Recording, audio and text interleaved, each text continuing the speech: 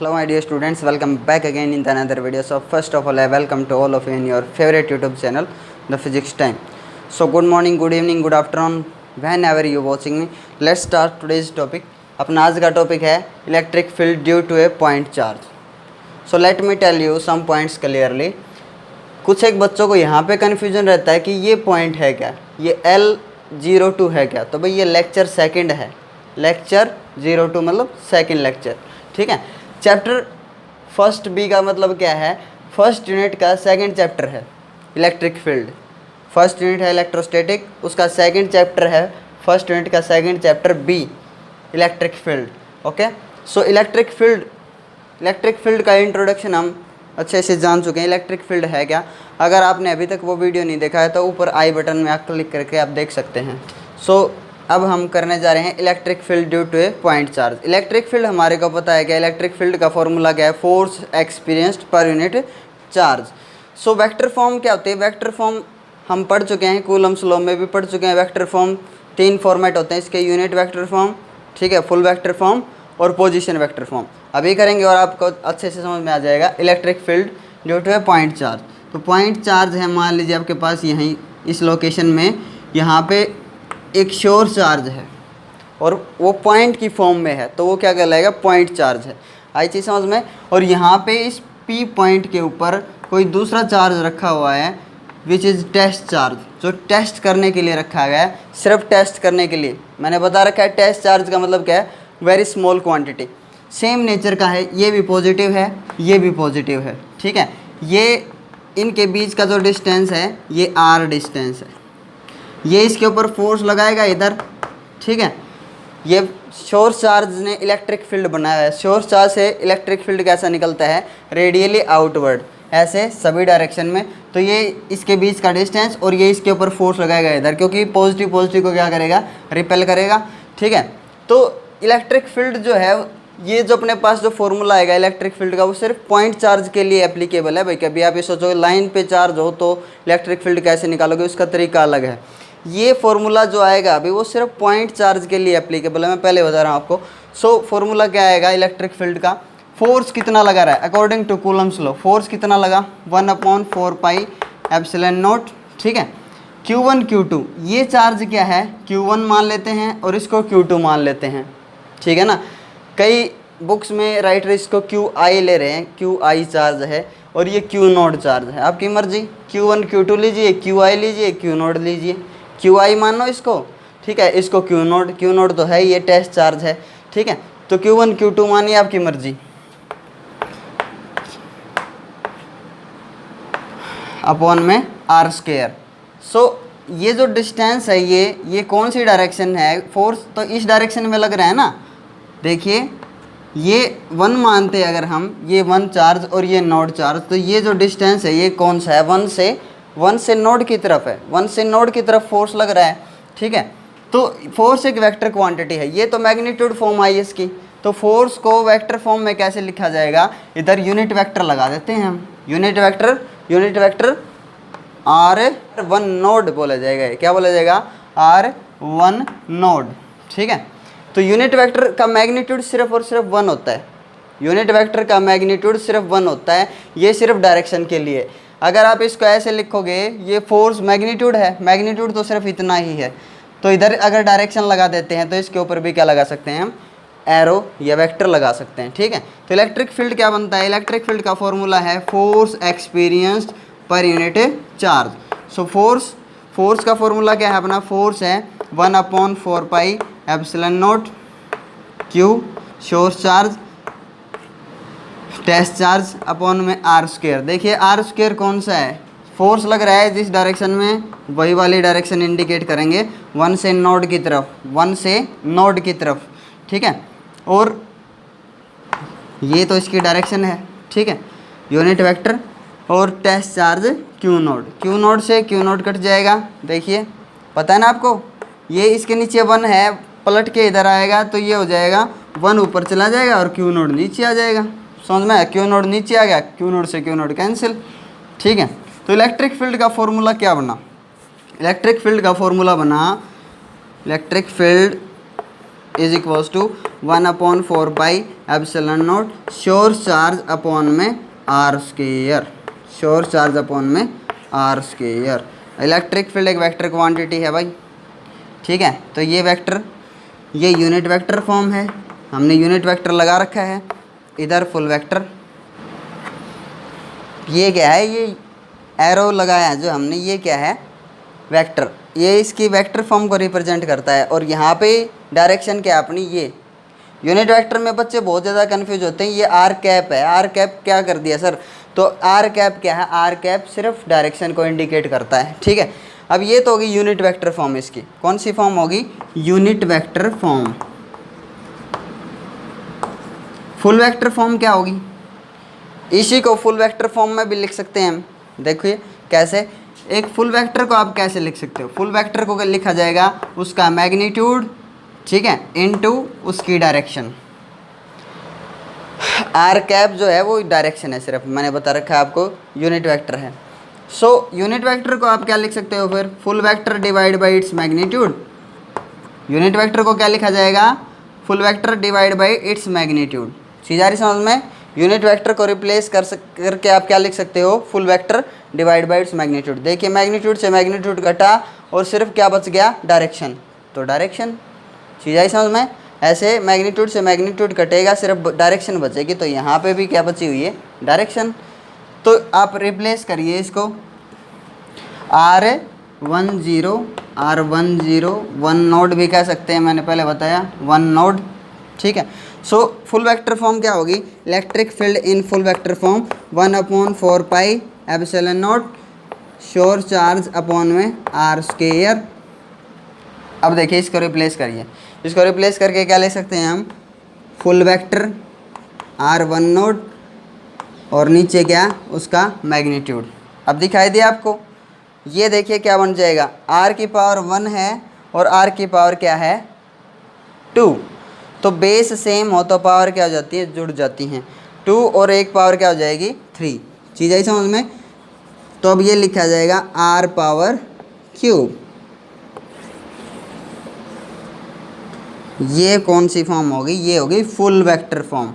ये full vector लगा दिया हमने, ये फुल वेक्टर फॉर्म है। आई चीज़ समझ में, बच्चों को समझ में नहीं आता फुल वेक्टर फॉर्म क्या है, ये है फुल वेक्टर फॉर्म। अब इसकी पोजीशन वेक्टर फॉर्म देखिए। पोजीशन वेक्टर फॉर्म के लिए अपने को कार्टेशियन प्लेन बनाना पड़ेगा। पहले कार्टेशियन प्लेन बनाते हैं। कार्टेशियन प्लेन देखिए,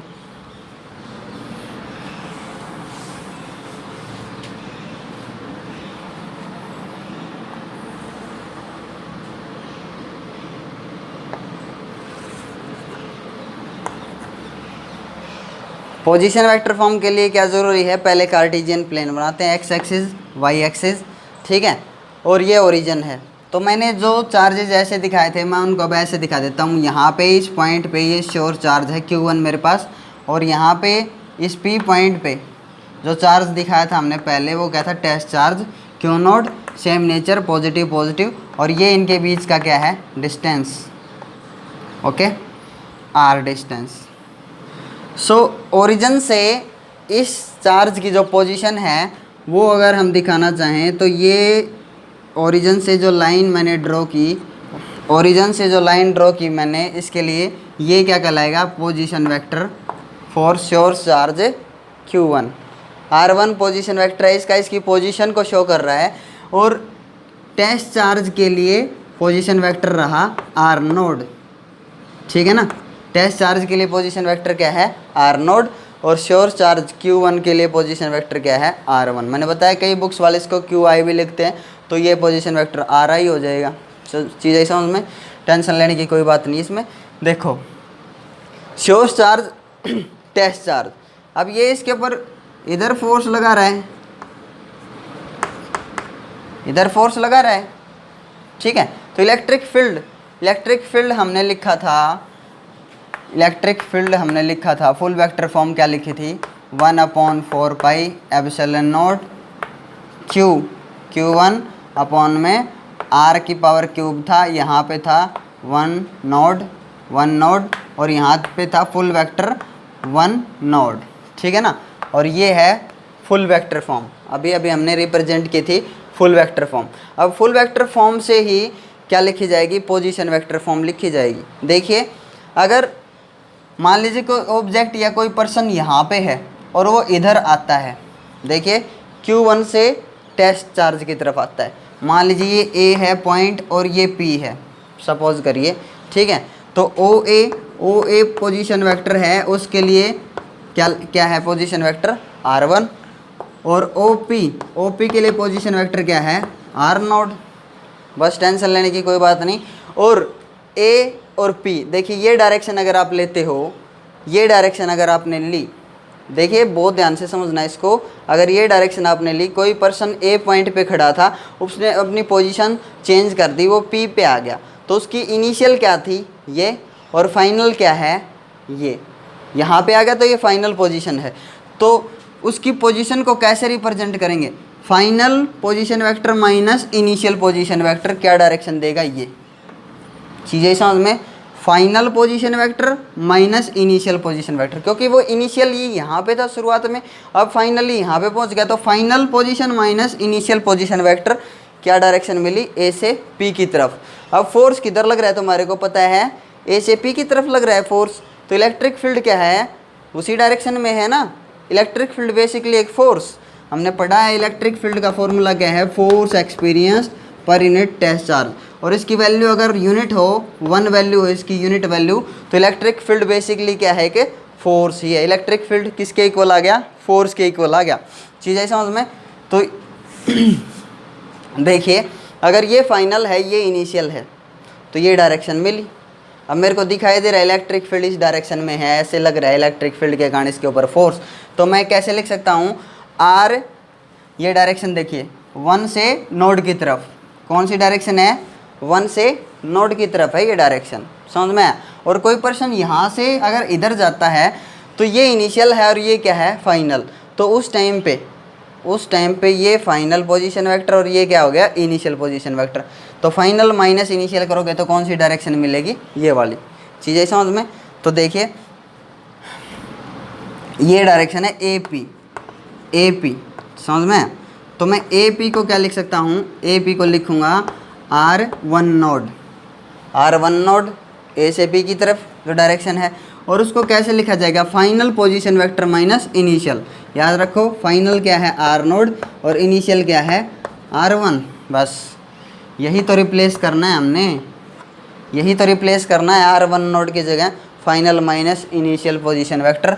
अब फॉर्म आ गई इसकी position vector form, 1/4 pi epsilon note Q1 final minus initial, final minus initial है R1, और मैग्नीट्यूड फॉर्म देखिए ये मैग्नीट्यूड फॉर्म है, तो मैग्नीट्यूड फॉर्म कैसे लिखेंगे, मॉडुलस में वेक्टर लगा दो इसके ऊपर, और इसकी पावर जितनी थी उतनी की उतनी पावर। देखिए मैं फिर बता देता हूँ, एक फुल वेक्टर को रिप्रेजेंट करने के 2 तरीके हैं, एक तो उसका मैग्नीट्यूड इनटू उसकी डायरेक्शन, दूसरा तरीका क्या है, दूसरा है R मॉडुलस में मैग्नीट्यूड लिखा जाए इनटू इट्स डायरेक्शन। 2 तरीके हैं, या तो ऐसे मॉडुलस लगा करके फुल वेक्टर, और या फिर सिंपल R। तो हमने यहाँ पे इसकी मैग्नीट्यूड फॉर्म लिख दिया ऐसे, फाइनल माइनस इनिशियल, और यहाँ पे R1 नोड को लिख दिया R final minus initial,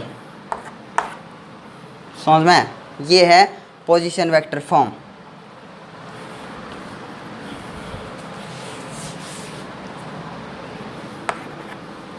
So it is position vector form.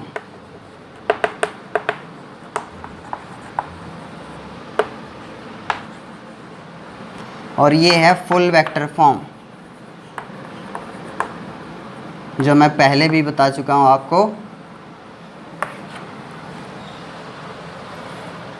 अब करते हैं electric field intensity due to a group of charges. Electric field intensity due to a group of charges का एक ग्रुप है, उसके कारण electric field, net electric field कितना होगा। देखिए मान लीजिए यहाँ पे एक चार्ज है, ठीक है, इस लोकेशन में Q1 अपनी मर्ज़ी से कैसे भी कंसीडर कर रही है, Q2 पॉजिटिव है, ये भी पॉजिटिव, सारे पॉजिटिव हैं। यहाँ पे है Q3 और यहाँ पे है इस P पॉइंट पे कोई भी टेस्ट चार्ज रखा हुआ है, कोई भी क्यों नोट मान सकते हो, मानो ना मानो कोई दिक्कत नहीं है, ठीक है। तो ये सारे मिल करके यहाँ पे कुछ ना कुछ इलेक्ट्रिक फील्ड बना रहे होंगे सारे के सारे। तो नेट इलेक्ट्रिक फील्ड कितना होगा तीनों के कारण नेट इलेक्ट्रिक फील्ड कितना होगा? तो हमारे को पता है इसके कारण जो बनने वाला इलेक्ट्रिक फील्ड है वो कितना होगा, E1, इसके कारण E2 और इसके कारण E3, सभी को पता है। तो E नेट कितना होगा? E नेट होगा E1 plus E2 plus E3। ऐसे अगर n चार्जेज हैं n तो प्लस En, 10 चार्जेज हैं तो 10वां चार्ज यहाँ पे, और सभी वेक्टरली ऐड होंगे, क्योंकि इलेक्ट्रिक फील्ड क्या है कि वेक्टर क्वांटिटी है। समझ में आएगा? ठीक है। अब देखिए ई नेट कैलकुलेट करना चाहते हैं हम। ई नेट कितना होगा? ई नेट इज इक्वल्स टू इसके कारण बनने वाला इलेक्ट्रिक फील्ड का फॉर्मूला याद होना चाहिए बस। इलेक्ट्रिक फील्ड का फॉर्मूला क्या है? 1/4 pi epsilon not source charge upon में आर स्क्वायर। इसके लिए आर, इसके लिए आर, सभी के लिए आर अलग है, कोई दिक्कत नहीं। सभी के लिए E1, इसके लिए E1 कैलकुलेट कर लिया, फिर इसके लिए E2 और इसके लिए E3। लेकिन सब में कॉमन क्या है? सब में कॉमन एक चीज़ है, 1/4 पाई एप्सिलॉन नॉट। देखिए E1 E2 भी कैलकुलेट कर लेना, 1/4 pi epsilon naught Q upon R square, ठीक है ना।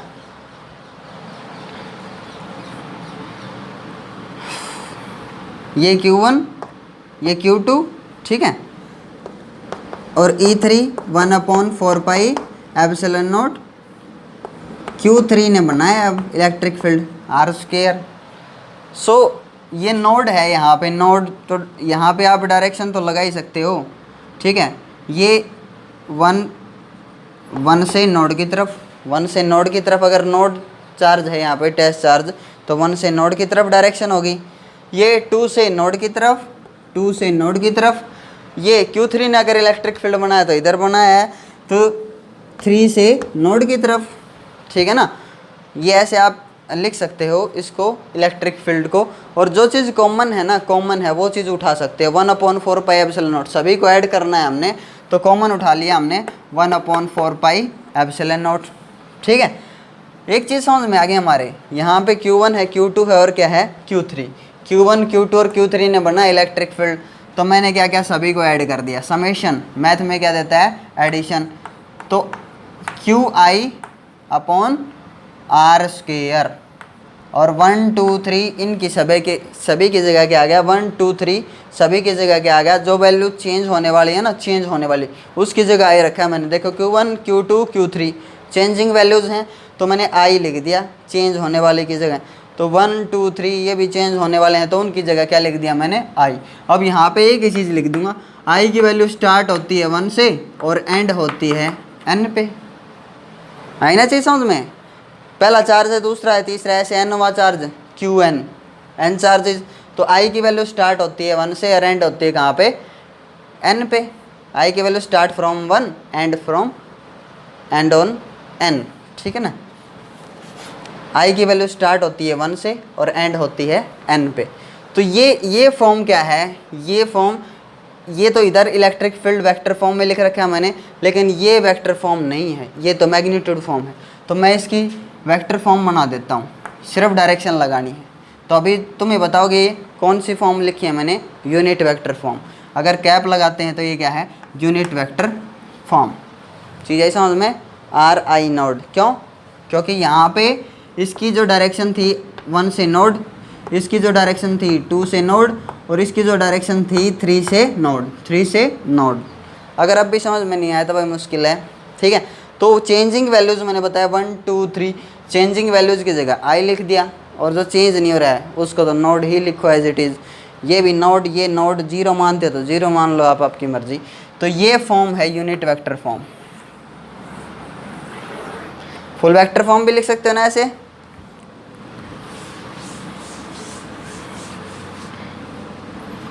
I just say pause the video and write the full vector form and position vector form. नहीं आता है तो फिर देख लो। E net is equals to 1/4 pi epsilon naught Q I, और ये इसकी जगह फुल वेक्टर लिखा मैंने आर आई नोड, तो नीचे उसका मैग्नीट्यूड लिखूंगा मैं आर आई नोड, और यहाँ पे पावर क्या है स्क्वायर आई नोड। तो ये पावर क्या हो जाएगी, ऐड हो जाएगी, बेस सेम है, मल्टीप्लाई है यहाँ पे, बेस सेम है तो पावर जुड़ जाती है, तो ये हट जाएगा और इसकी पावर कितनी लिखी जाएगी क्यूब। समझ में गया, ये है फुल वेक्टर फॉर्म। ओके, और इसी तरह से पोजीशन वेक्टर फॉर्म भी लिख सकते हो आप। पोजीशन वेक्टर के लिए क्या बनाने पड़ेंगे, कार्टेशियन प्लेन, टेंशन वाली कोई बात नहीं, ठीक है ना। तो हम कार्टेशियन प्लेन बनाएंगे अच्छे से कार्टेशियन प्लेन बनाएंगे, एक्स एक्सिस और वाई एक्सिस। ओरिजिन, अब देखिए यहाँ अगर ओरिजिन से इसकी लाइन को मैं ऐसे मिलाता हूँ, ओरिजिन से मिलाए जाने वाली इसका पोजीशन वेक्टर है, इसका पोजीशन वेक्टर है r1, और q2 जो अपना चार्ज था q2 प्लस q2 यहाँ पे था, तो ओरिजिन से इसको मिलाते हैं हम, ठीक है। तो इसका पोजीशन वेक्टर क्या हो गया r2, और q3 के लिए पोजीशन वेक्टर क्या हो गया r3, टेंशन वाली बात ही नहीं। और जो टेस्ट चार्ज है यहाँ पे, जो टेस्ट चार्ज रखा हुआ है q नोड, उसके लिए पोजीशन वेक्टर क्या हो गया, उसके लिए पोजीशन वेक्टर हो गया ये r नोड। समझ में गया, इसके लिए पोजीशन वेक्टर कह रहा हूँ, इसके लिए, ठीक है, इसके लिए पोजीशन वेक्टर क्या है r नोड, ये पोजीशन वेक्टर है r नोड। ओके, तो इसको एक बार ऐसे दिखा देते हैं अलग से ताकि समझ में आए आपको। देखो, ठीक है, ये पोजीशन वेक्टर हो गया r नोड। अब आप कैसे लिख सकते हो इसी चीज़ को, ई नेट देखिए 1/4 पाई एप्सिलॉन नॉट समेशन, एक चीज़ तो लिखना भूल ही गया, ठीक है। आई की वैल्यू 1 से स्टार्ट होती है, एंड होती है n पे। Okay, so Q I full vector form है, ये फुल वेक्टर फॉर्म से हम इसको किस फॉर्म में लिखेंगे, पोजीशन वेक्टर फॉर्म में। तो ये फाइनल है और ये इनिशियल है, तो final minus initial, final minus initial, final minus initial, final है ये नोड क्या है फाइनल, सभी के लिए फाइनल, क्योंकि ये फोर्स इधर लगा रहा है तो ये फाइनल, ये फोर्स इनिशियल यहाँ से स्टार्ट और फाइनल यहाँ लग रहा है तो ये फाइनल। समझ में आएगा, तो ये इनिशियल कोई पर्सन यहाँ खड़ा था, यहाँ चला गया, तो फोर्स इधर लग रहा है, मान लीजिए फोर्स इधर लग रहा है तो ये फाइनल। तो सभी के लिए आर नोड क्या है फाइनल, तो फाइनल माइनस इनिशियल सबसे बेस्ट तरीका है याद रखने का, ऐसे ही लिख देना आप, भले ही कार्टेशियन प्लेन ऐसे बना करके फिर सीधा लिख देना फाइनल माइनस इनिशियल।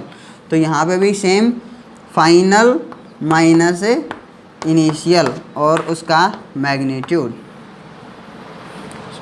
ही तो लिखा है मैंने, ये मैग्नीट्यूड फॉर्म है, ये मॉडुलस लगा करके आप मैग्नीट्यूड ही लिख रहे हो। ओके, तो ये जो फॉर्म लिखी मैंने, ये कौन सी फॉर्म है, ये है पोजीशन वेक्टर फॉर्म। बस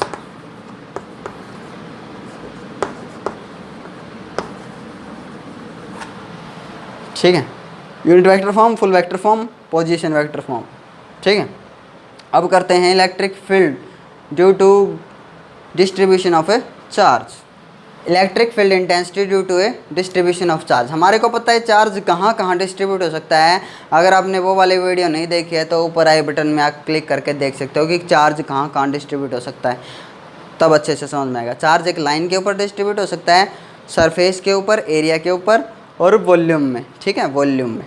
तो सभी के कारण इलेक्ट्रिक फील्ड इंटेंसिटी कैलकुलेट करेंगे कैसे, देखिए मान लीजिए एक लाइन है, ठीक है, एक वायर है ये, तो वायर के ऊपर चार्ज है, ठीक है, वायर के ऊपर चार्ज है और इनफाइनाइट लेंथ की है ये, तो वायर के ऊपर यूनिफॉर्म चार्ज है ऐसे, ठीक है।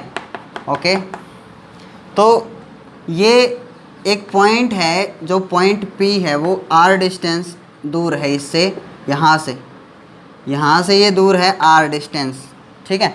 तो आपको कैलकुलेट करना है, क्या कैलकुलेट करना है, इलेक्ट्रिक फील्ड यहाँ पे कितना होगा ड्यू टू दिस चार्ज। हमने इसको Q चार्ज दिया, वो तो सारी लाइन में डिस्ट्रीब्यूट हो गया भाई, पूरी वायर में डिस्ट्रीब्यूट है, वो तो एक जगह बंधा नहीं पड़ा है, बंधा हुआ है पॉइंट चार्ज, उसको बंधा बोलेंगे। लेकिन यहाँ पे मजबूरी क्या अपनी, अपना जो फॉर्मूला है ना इलेक्ट्रिक फील्ड का, वो तो पॉइंट चार्ज के लिए एप्लीकेबल है। लाइन पे चार्ज है या सरफेस पे चार्ज है उसके लिए एप्लीकेबल नहीं है, पॉइंट चार्ज के लिए एप्लीकेबल है। तो यहाँ पे इस डिस्ट्रीब्यूशन के कारण, यानी कि एक लाइन के ऊपर चार्ज डिस्ट्रीब्यूट है, तो आप इस पूरी लाइन के कारण यहाँ पे कितना इलेक्ट्रिक फील्ड है वो कैलकुलेट नहीं कर पाओगे, क्योंकि ये लाइन के ऊपर चार्ज है ना कि पॉइंट पे। तो पॉइंट के ऊपर चार्ज होता तो इलेक्ट्रिक फील्ड हम आसानी से निकाल लेते। अपने पास फॉर्मूला है इलेक्ट्रिक फील्ड निकालने का, due to a point charge 1/4πε0 sure charge. अगर एक पॉइंट पे हम ना पॉइंट की फॉर्म में, तो ये फॉर्मूला है अपना 1/4πε0 Q/r²। लेकिन फंस गए हम, कैसे कैलकुलेट करेंगे हम?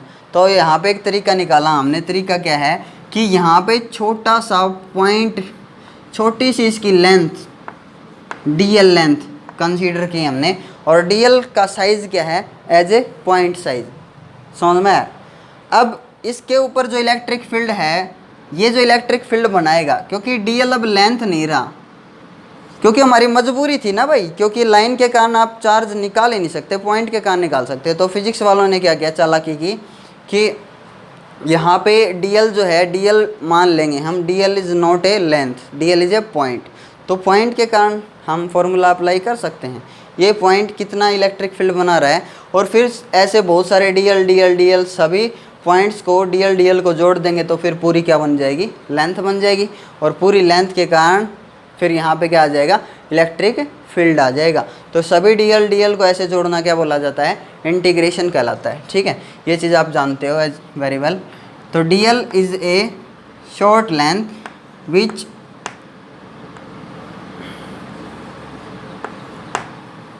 dl is a short length, ठीक है, जो कितना इलेक्ट्रिक फील्ड बना रही है, de। तो हमने इसका de कैलकुलेट करना है। de is equals to 1/4πε0।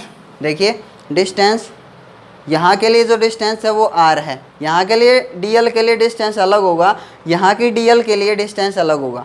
तो सभी dl के लिए क्या कैलकुलेट करना है हमने, इलेक्ट्रिक फील्ड। सभी de कैलकुलेट किए हमने ऐसे 1/4πε0 dl।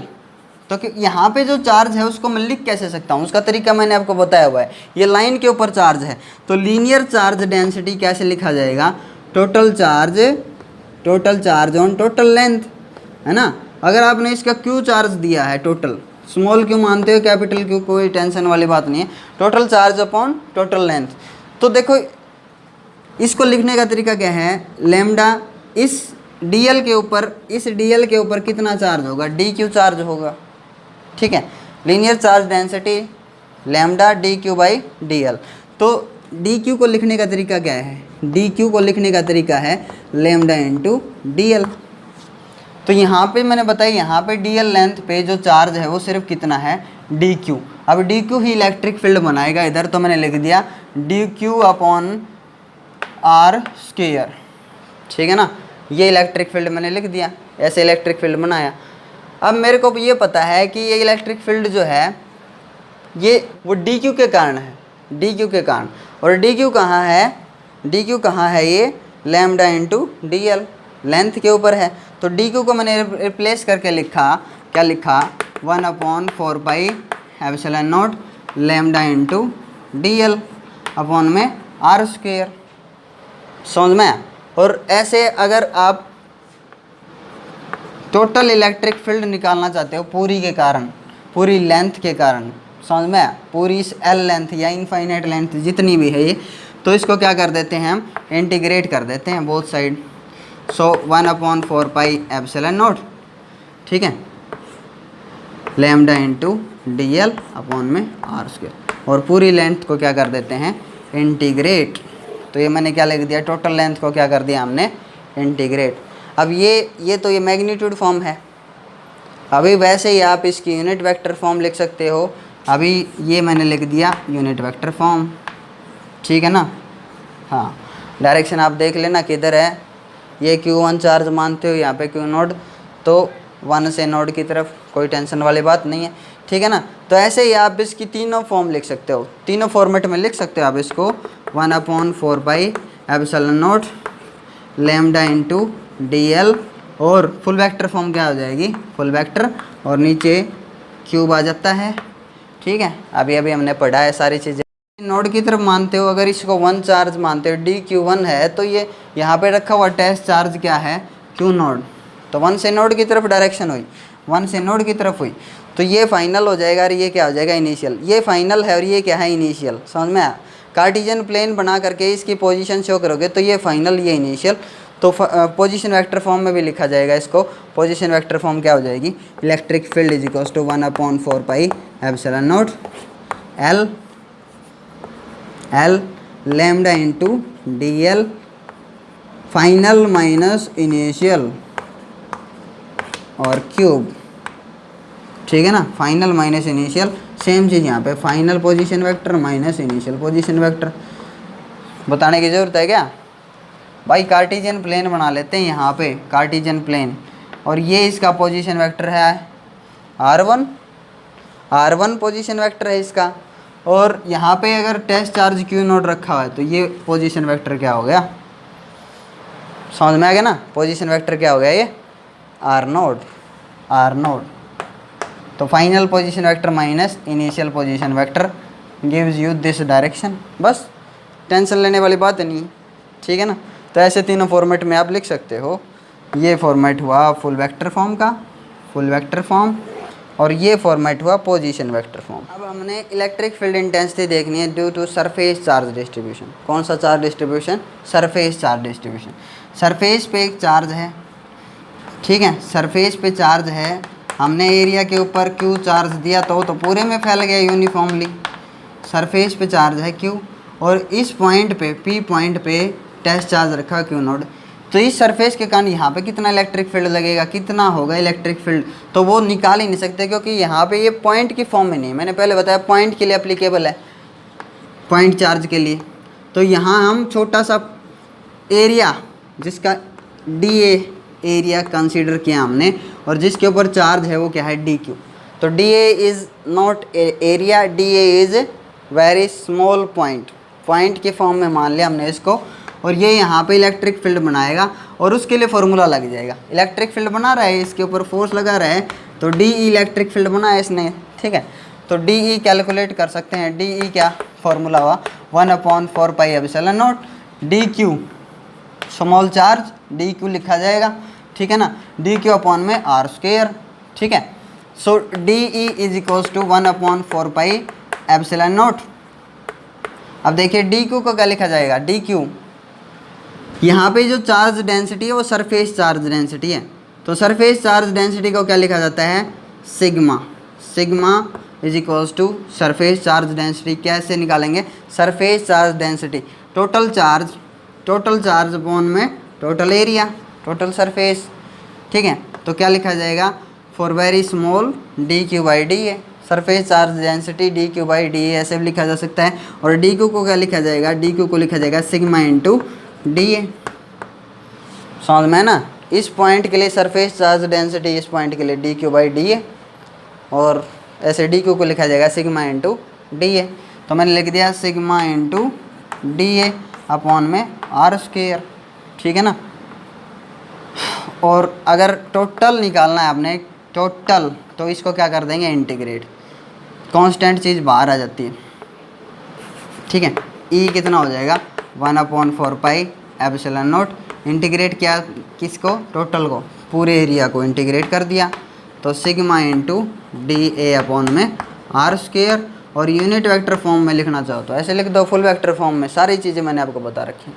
कार्टिजियन प्लेन बना करके इसको आप पोजीशन वेक्टर फॉर्म में लिख सकते हो, ठीक है।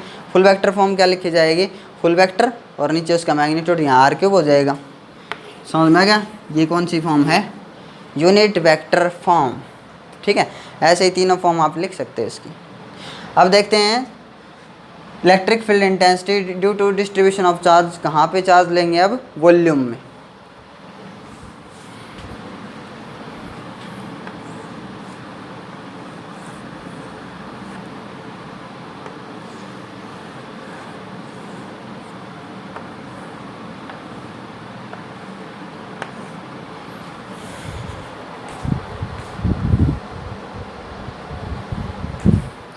मान लीजिए वॉल्यूम में चार्ज डिस्ट्रीब्यूट है। कहाँ पे चार्ज डिस्ट्रीब्यूट है? वॉल्यूम में, ठीक है। तो यहाँ पे P पॉइंट पे कितना इलेक्ट्रिक फील्ड बनेगा ड्यू टू दिस वॉल्यूम? तो भाई पहले बता दिया है पॉइंट चार्ज के लिए एप्लीकेबल है, तो यहाँ पे पॉइंट चार्ज मानेंगे। छोटा सा वॉल्यूम dV वॉल्यूम लिया हमने, जिसके अंदर कितना चार्ज है? dq। अब ये dq एक पॉइंट की शेप में है, ठीक है, dq, और dV वॉल्यूम क्या है? छोटा सा पॉइंट है, ठीक है, छोटा सा पॉइंट है, उसके लिए फॉर्मूला एप्लीकेबल है। यहाँ पे इलेक्ट्रिक फील्ड बनाएगा ये डी। वो इलेक्ट्रिक फील्ड कैलकुलेट कर सकते हैं हम कैसे? D is equals to 1/4 pi epsilon naught d q upon में आर स्क्वायर। आर डिस्टेंस, यहाँ से यहाँ तक का जो डिस्टेंस हो गया है r, okay. So d e is equals to क्या लिखा जाएगा? 1/4 pi epsilon naught. D Q को क्या लिखूँ? अब ये वॉल्यूम में है, तो वॉल्यूम चार्ज डेंसिटी होती है रो, ठीक है, रो वॉल्यूम चार्ज डेंसिटी, और उसको लिखा जाएगा total charge by total volume, और D Q by D V. तो मैं डी क्यू को लिख सकता हूँ D Q is equals to rho into D V, okay, rho into D V. तो मैंने इस डी क्यू को रिप्लेस किया रो इंटू डी वी से अपॉन में आर स्क्वायर, और मेरे को टोटल इलेक्ट्रिक फील्ड निकालना है सभी डी वी के कारण। तो पूरे वॉल्यूम को क्या कर दूँ मैं? Integrate. So total electric field आ जाएगा कैपिटल ई, डी को हटा करके कैपिटल ई लिख रहा हूँ, मतलब total electric field 1/4 pi epsilon not, ठीक है, रो इंटू डी वी अपॉन में आर स्क्वायर। अब ये है वेक्टर, तो इधर भी वेक्टर लगा दो, डायरेक्शन यूनिट वेक्टर, बस। तो ये है यूनिट वेक्टर फॉर्म। ऐसे आप फुल वेक्टर फॉर्म और पोजीशन वेक्टर फॉर्म भी लिख सकते हो। सो अगले वीडियो में करेंगे हम electric dipole. So keep watching and keep motivating me. So thank you for watching this video.